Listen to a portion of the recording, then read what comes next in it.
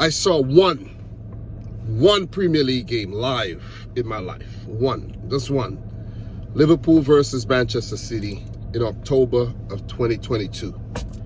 And Joao Cancelo spoiled my experience. And you may ask why? Because if you know, you know.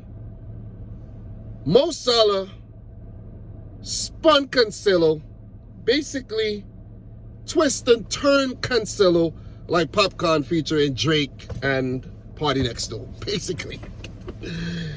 And scored up the game's only goal. And I think since then, Pep lost his trust in Cancelo because the mistakes kept coming in, giving away the ball, didn't look really good defensively. The runs and the quality going forward was dwindling a bit. So you could understand why Pep started playing Rico Lewis a lot more, even ahead of Kyle Walker, who was injured.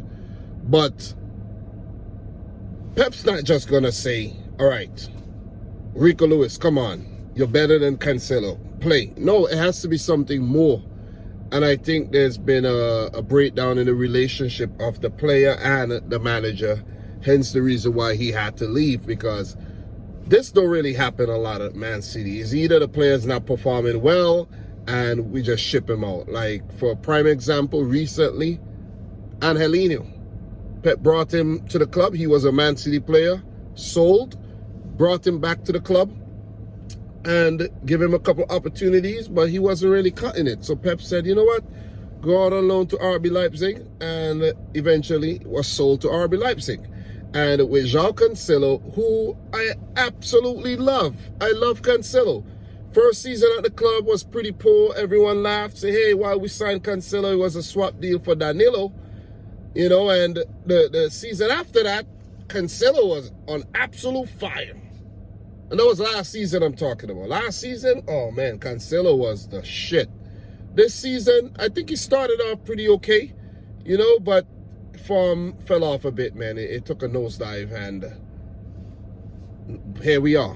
It's a shocking one, but if you really think about it, it's not, because he has not been playing. He has not been getting a lot of minutes, and hence the reason why the player wants a move outside of the club.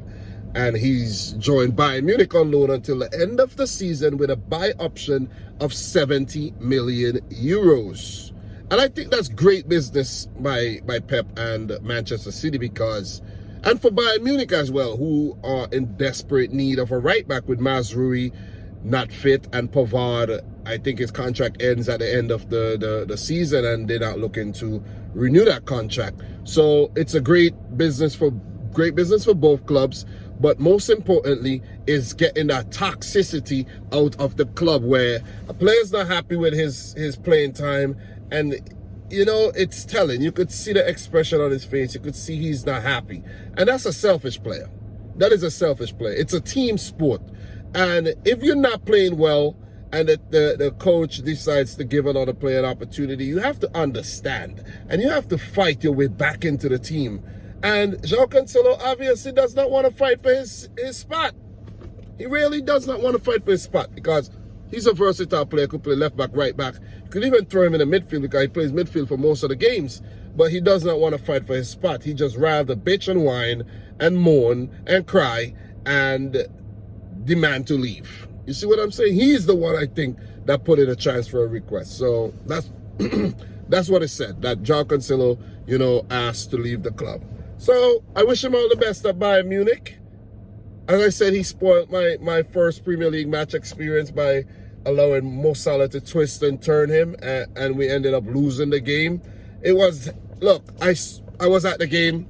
It was a high quality game. It was end-to-end stuff, and the only lapse in that game was, you know, of course, when Liverpool missed a few shots and all, but our only lapse in that game was basically Cancelo. Cancelo just switching off from a goal kick from Alisson and allowing Liverpool to score. So, man, it's okay, man. It's okay. Sometimes you got to learn to let go. It's hard, you know, when you really admire a player, but you got to learn to let go, man. You know what I'm saying? It could be a blessing in disguise. People are saying it would hurt the squad depth, which is right. It could definitely hurt the squad depth with Cancelo being able to play right back and left back. But, you know, we do have depth. And I don't see us really going in the market to make a panic buy, which would not be necessary. Because with a team like Manchester City, clubs are going to try to exploit the you know, and add that Premier League tax, and we're going to have to pay a ton load of money for a player right now. But what we could do, we could assess the player that we want to buy, you know, throughout the next few months, and do that deal, you know, negotiate that deal quietly and not pay a whole ton of money like Chelsea, and get that deal done for summer so we could have some cover at left back. You see, because right now Nathan Ake is doing a fantastic job. Defensively, he's really good, and going forward, he just scored a winner in the cup game. You see what I mean? Against Arsenal. So you can't fault Pep. Pep knows what he's doing. He got Rico Lewis at right back. You know, Kyle Walker is basically, you know, lower down the pecking order and could be leaving the club maybe next season as well. So we got Rico Lewis. We definitely will go in for another right back, which is fine. There's right backs out there. There's right backs out there that we could sign. And, you know, we have Sergio Gomez, who is the backup left back right now. And Sergio Gomez is pretty decent. People are acting like Sergio Gomez is so bad. Defensively, he's not the best, but it's his first season. Give the young man a chance. You see what I mean? And Emerick Laporte could also play at left back. And I'm pretty sure, if required, Manuel Akanji would go to left back, because Akanji plays at right back.